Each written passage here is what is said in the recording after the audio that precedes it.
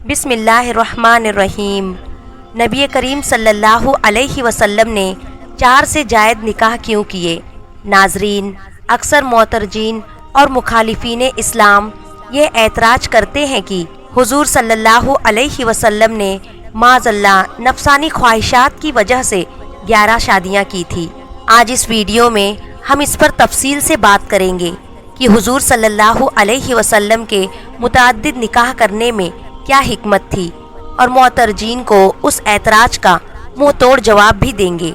ناظرین، اسلام میں نکاح کی بڑی اہمیت ہے۔ اسلام نے نکاح کے تعلق سے جو فکر اعتدال اور نظریات توازن پیش کیا ہے وہ نہایت جامع اور بے نظیر ہے۔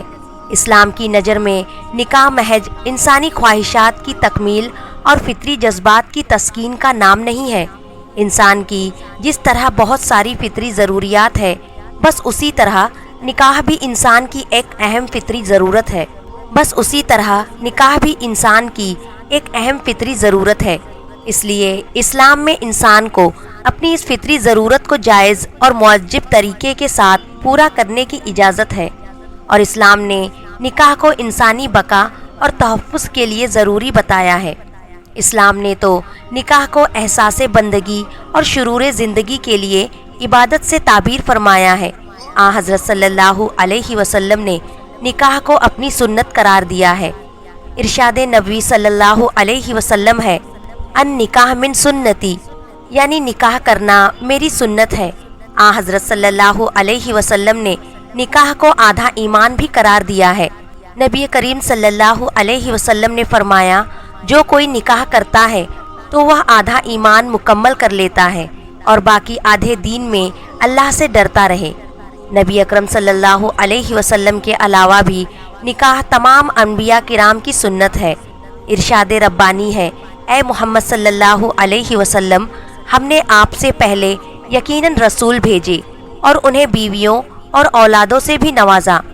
اس ارشاد ربانی سے صاف معلوم ہوتا ہے کہ انبیاء کرام بھی صاحب اہل و عیال رہے ہیں۔ نکاح کی اہمیت ان احادیث سے بھی واضح ہوتی ہے۔ حضرت عبداللہ بن مسعود رضی اللہ تعالی عنہ سے روایت ہے کہ حضرت صلی اللہ علیہ وسلم نے فرمایا، اے نوجوانوں، تم میں سے جو نکاح کی ذمہ داریوں کو اٹھانے کی طاقت رکھتا ہے اسے نکاح کر لینا چاہیے، کیونکہ نکاح نگاہ کو نیچا رکھتا ہے اور شرمگاہ کی حفاظت کرتا ہے، یعنی نظر کو بہکنے سے اور جذبات کو بے لگام ہونے سے بچاتا ہے۔ اور جو نکاح کی ذمہ داریوں کو اٹھانے کی طاقت نہیں رکھتا اسے چاہیے کہ شہوت کا زور توڑنے کے لیے وقتاً فوقتاً روزے رکھے۔ اسی طرح ایک مرتبہ جب بعض صحابہ کرام نے عبادت و ریاضت میں ایک سوئی اور دلچسپی کے پیش نظر حضرت محمد صلی اللہ علیہ وسلم سے اپنی قوت کو ختم کر دینے کی خواہش ظاہر کی تو حضرت صلی اللہ علیہ وسلم نے ایسا کرنے سے منع فرمایا اور شادی نہ کرنے کو زندگی سے فرار اختیار کرنا قرار دیا، اس لیے کہ اسلامی زندگی سے فرار کی راہ کو بالکل ناپسند کرتا ہے۔ ناظرین، ہم سب اس باتوں سے بخوبی واقف ہے کہ آپ صلی اللہ علیہ وسلم نے وقتاً فوقتاً کل 11 شادیاں کی، جن کے اسماء مبارک یہ ہے: نمبر 1 سیدہ خدیجہ بنت خویلد رضی اللہ تعالی عنہا، نمبر 2 سیدہ سودا بنت جمع رضی اللہ تعالی عنہا، نمبر 3 سیدہ عائشہ بنت ابو بکر صدیق رضی اللہ تعالی عنہا، نمبر 4 سیدہ حفصہ بنت عمر رضی اللہ تعالی عنہا، نمبر 5 سیدہ زینب بنت خزیمہ رضی اللہ تعالی عنہا، نمبر 6 سیدہ ام سلمہ رضی اللہ تعالی عنہا، نمبر 7 سیدہ زینب بنت جہش رضی اللہ تعالی عنہا، نمبر 8 سیدہ زویریہ رضی اللہ تعالی عنہا، نمبر 9 سیدہ ام حبیبہ رضی اللہ تعالی عنہا،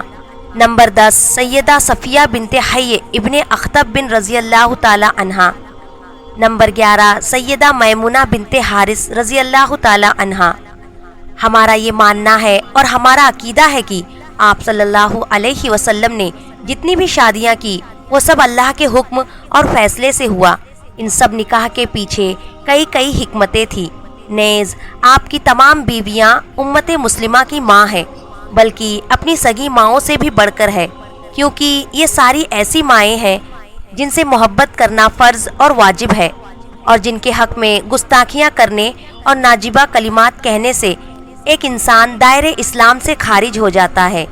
ناظرین، ہر انسانی زندگی کے دو پہلو ہوتے ہیں، ایک بیرونی اور ایک اندرونی۔ ایک انسان کی عملی حالات کا اندازہ کرنے کے لیے یہ ضروری ہے کہ دونوں رخوں کے حالات بے نقاب کیے جائے۔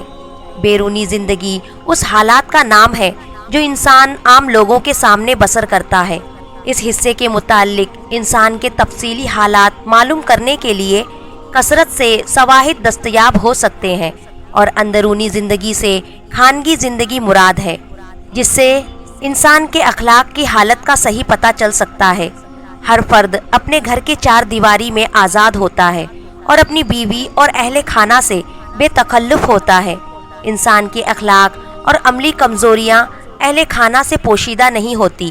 بس ایسی صورت میں انسان کی صحیح زندگی کا اندازہ کرنے کے لیے سب سے بہتر کسوٹی یہی ہے کہ اس کے خانگی حالات دنیا کے سامنے آ جائے۔ اسی طرح حضرت صلی اللہ علیہ وسلم کی حیات طیبہ کے دو پہلو تھے، ایک بیرونی زندگی اور ایک خانگی زندگی۔ بیرونی زندگی کے تمام حالات تو صحابہ کرام کی جماعت نے دنیا کو پہنچائے، اور خانگی اور اندرونی زندگی کے حالات کو امہات المؤمنین یعنی ازواج مطہرات کی جماعت نے دنیا کے سامنے پیش کیا،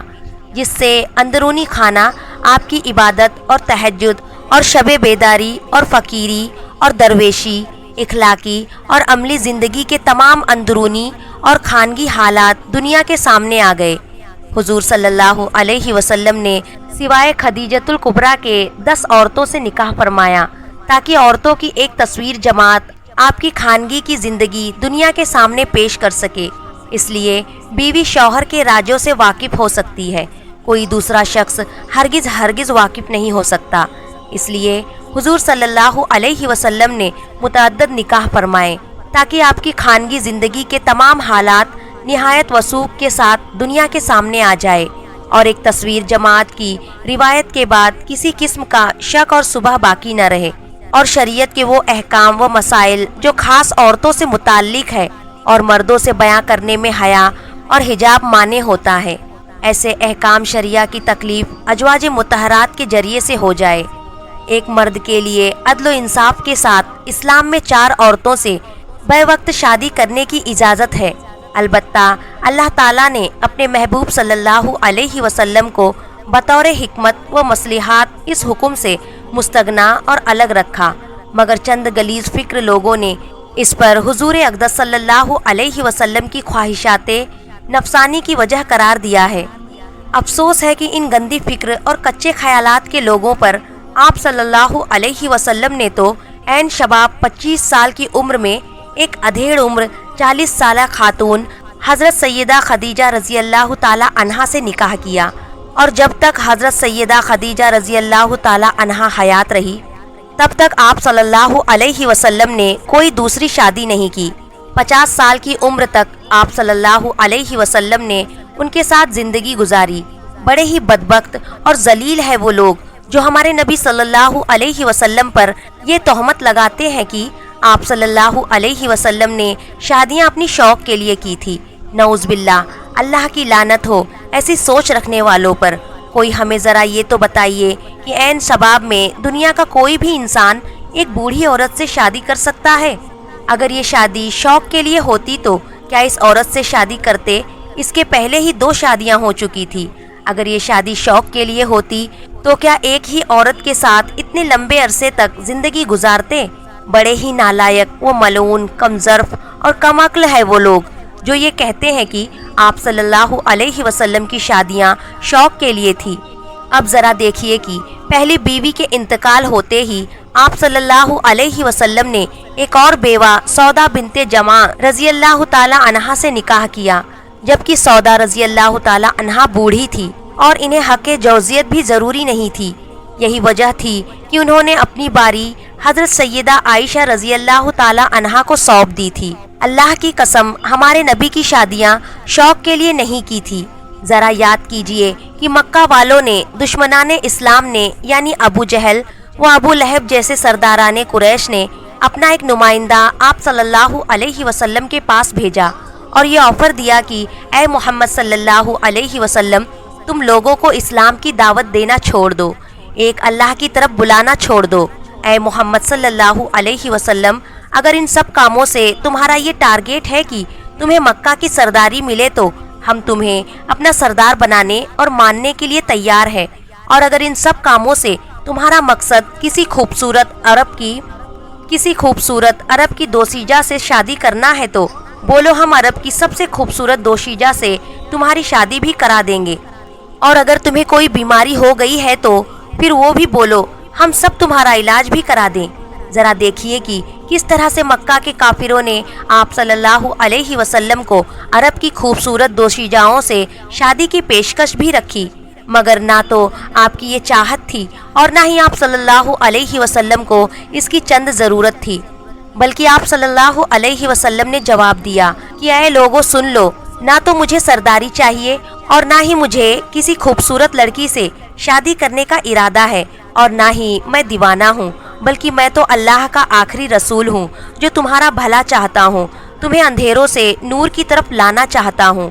ہمارے آقائے مدنی صلی اللہ علیہ وسلم نے کوئی بھی شادی شوق کے لیے نہیں کی تھی، کیونکہ آپ صلی اللہ علیہ وسلم نے جتنی بھی عورتوں سے شادیاں کی سوائے ایک کے، وہ سب کے سب بیوہ یا پھر طلاق شدہ تھی، اور ان سب عورتوں سے نکاح کرنے کے پیچھے کچھ نہ کچھ حکمتیں ضرور پوشیدہ تھی۔ اب ذرا دیکھیے کہ جنگ احد میں جب 70 صحابہ کرام رضی اللہ تعالی عنہ شہید ہو گئے اور ان شہیدوں کی بیواؤں اور یتیموں کا کوئی سہارا نہ رہا، تو اس مسئلے کو حل کرنے کے لیے نبی کریم صلی اللہ علیہ وسلم نے اپنے صحاباؤں کو بیواؤں سے شادی کرنے کا حکم دیا، اور سب سے پہلے خود آپ صلی اللہ علیہ وسلم نے سیدہ ام سلمہ رضی اللہ تعالی عنہا اور سیدہ زینب بنت خزیمہ رضی اللہ تعالی عنہا سے مختلف اوقات میں نکاح کیا۔ جب آپ نے ایسا کیا تو کئی صحابہ کرام رضی اللہ تعالی عنہ نے بھی بیواؤں سے شادیاں کی، جس کی وجہ سے کئی بے آسرا خواتین کے گھر آباد ہو گئے۔ اسی طرح سے آپ صلی اللہ علیہ وسلم کی کچھ ایسی شادیاں بھی تھی کہ جن کے انجام پذیر ہوتے ہی کئی قبیلے اسلام میں داخل ہو گئے، اسلام اور مسلمانوں سے دشمنی کا خاتمہ بھی ہوا۔ ایسا ہی کچھ سیدہ جویریہ رضی اللہ تعالی عنہا سے نکاح کرنے سے ہوا کہ یہ قبیلہ مستلق کی سردار کی بیٹی تھی۔ جب آپ نے ان سے نکاح کیا تو ان کے قبیلے کے 100 گھرانے میں اسلام میں داخل ہو گئے۔ اسی طرح سے سیدہ میمونہ سے نکاح کرنے کی وجہ سے نزدیک کے علاقے میں اسلام بہت تیزی کے ساتھ پھیلا۔ ایسا ہی کچھ اس وقت بھی ہوا تھا جب حضور صلی اللہ علیہ وسلم نے ام حبیبہ بنت ابو سفیان سے نکاح کیا، تو اس نکاح کی برکت سے قبیلہ بنی عبد الشمس کی مسلمانوں سے دشمنی کم ہو گئی۔ اب یہ بھی آپ جان لے کہ آپ صلی اللہ علیہ وسلم نے سیدہ ام حبیبہ رضی اللہ تعالی عنہا سے جو نکاح کیا تھا وہ بھی بطور ہمدردی اور خیر خواہی کے بنیادی پر ہی تھا، کیونکہ ان کا پہلا شوہر نصرانی ہو کر مرا تھا اور اس وقت وہ حبشے ملک میں بے یار و مددگار تھی۔ ساتھ ہی اس نکاح سے خود ان کے والد محترم ابو سفیان کے اسلام میں آنے سے دشمنی میں کمی آ گئی تھی۔ اسی طرح سے آپ صلی اللہ علیہ وسلم کی ایک شادی اللہ نے آسمانوں پر صرف اس لیے کرائی سماج و معاشرے کی ایک بری رسم کا خاتمہ کیا جائے۔ واقعہ کچھ یوں ہے کہ عرب کے اندر ایک غلط رسم بہت پہلے سے چلی آ رہی تھی کہ اگر کسی نے کسی کو گود لے لیا اور اپنا منہ بولا بیٹا بنا لیا تو اب وہ بچہ اس کا حقیقی بیٹا ہو گیا، اس کے سارے معاملات ایک خاص بیٹے کی طرح ہوں گے، اس کی بیوی بھی خاص بہو ہو گئی۔ اب اس بری رسم کو ختم کرنے کے لیے اللہ نے اپنے محبوب صلی اللہ علیہ وسلم کو یہ حکم دیا کہ وہ سیدہ زینب بنت جہش رضی اللہ تعالی عنہا سے نکاح کر لے، اور یہ وہی سیدہ زینب تھی جو پہلے آپ کے منہ بولے بیٹے زید بن حارثہ کی جوزیت میں رہ چکی تھی، مگر نبا نہ ہونے کی وجہ سے ان دونوں میں طلاق ہو چکی تھی، اور اس طرح سے آپ صلی اللہ علیہ وسلم کی اس نکاح سے عرب کے اندر اس بری رسم کا خاتمہ ہوا۔ الغرض آپ صلی اللہ علیہ وسلم کی کوئی شادی اور کوئی نکاح ایسا نہ تھا جس کے پیچھے رب کی کوئی نہ کوئی حکمت ہو۔ ناظرین کمنٹ میں اللہ تعالیٰ کے 99 ناموں میں سے ایک نام ضرور ٹائپ کرے۔ محترم ناظرین، امید ہے کہ آپ کو ہماری یہ ویڈیو پسند آئی ہوگی۔ ایسی اور اسلامی واقعات اور معلومات حاصل کرنے کے لیے ہمارے چینل کو ضرور سبسکرائب کریں اور دل اجازت دے تو ویڈیو کو دوسروں تک لازمی پہنچائے۔